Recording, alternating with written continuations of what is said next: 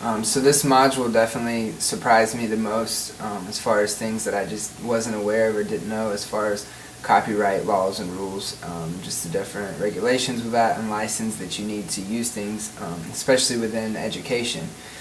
Out of the different questions to answer on this reflection, I'll start first of all just with the quiz that we had to take.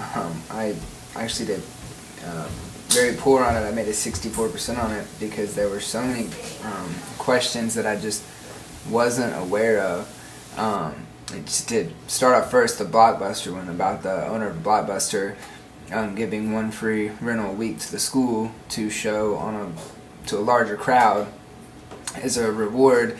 I would think there would never be any issue with this. It'd be fine. And of course, after doing the quiz, I see that that's not accurate.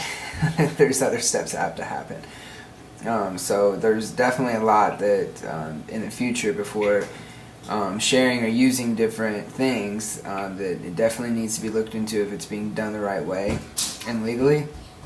The second question, what examples have you experienced where educators have broken copyright laws or fair use policies? I mean, like what I just talked about, showing different media, movies, music, different things like that, to where, it's just shown and it's not thought about of, is there another step that needs to happen here to make sure it's being showed legally, not breaking any copyright rules. I've seen that happen as a student, and you also see it as an educator happen around you. And then the second part of that question, is it really that big of a deal? I think that it is, because someone has worked hard on that movie or music or software, whatever, and that is theirs, and so there needs to be proper payment made for that, because it's theirs and they worked on it. So yes, I do think it is a big issue.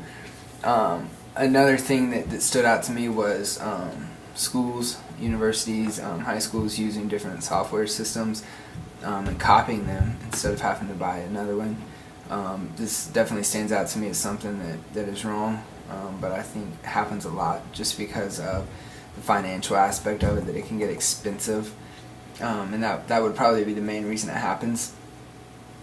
And I would say that the one that stood out to me the most as surprising would be the one of the copyright issue of showing a movie like that.